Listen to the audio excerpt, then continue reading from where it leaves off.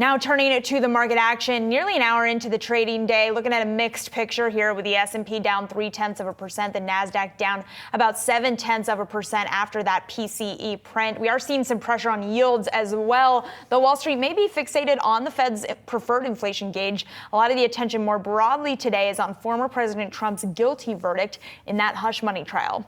So which of these two is going to matter more for investors, economic data or what's going on heading into the election? Here with more, we have Ed Yardeni. He is president of Yardeni Research to discuss. Ed, thank you so much for being here. Let's start on that Trump trial. Does a messy election and necessarily breed a messy market reaction as well?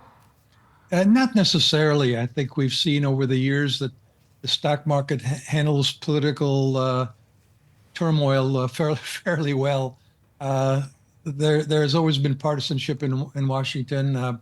This takes it obviously to a new level, but the initial market reaction has been really quite muted, because I guess the perception is this really doesn't change much, that there still will be a presidential election and it'll be Biden versus Trump.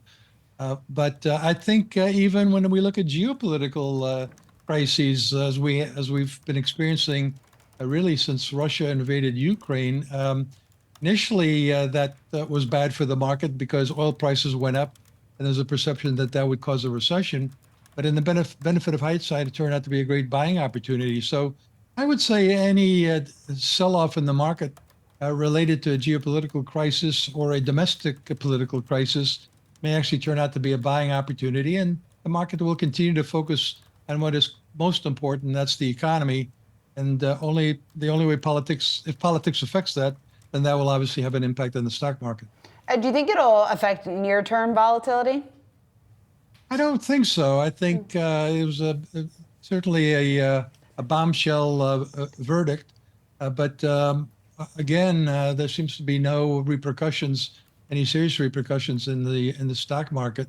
So I think we can take the initial reaction as probably the ongoing reaction to this development. And why is that? An event like this, should that be something that investors put a little bit more stock into? Should it be something that the market cares about, at least in the short term, until we get a bit more clarity, given some of the uncertainty out there?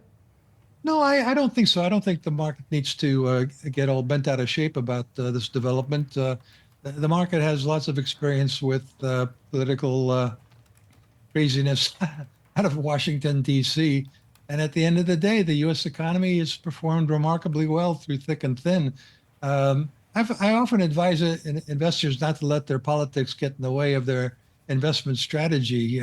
People who did not like Obama, for example, missed out on a very good bull market if that affected their investment strategy. People who didn't like Trump also missed out on a great bull market. And even here under Biden, we've seen that the market's come back and is a new record high, even though half the country may not like him and the other half might vote for him.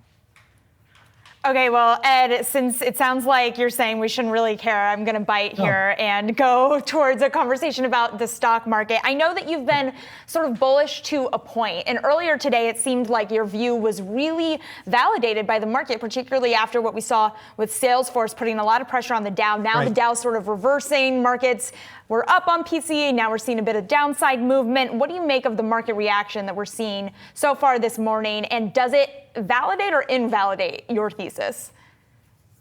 Well, you can't really tell day by day, but my sense is that the market has done a remarkably good job of remaining resilient, as the economy has remained remarkably resilient.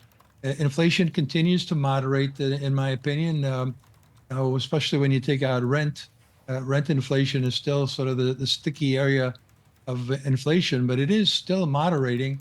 And I think we will be down to 2% by the end of the year. And I don't see any reason why the Fed needs to lower interest rates. And I think the market's come around to that viewpoint as well. And yet it's holding up extremely well. So I think the market is telling us that the economy can handle these interest rates. If so can the market. All right, Ed, we're going to have to leave it there, but thank you so much. Really appreciate your insights as always. That was Ed Yardeni. He is president of Yardeni Research.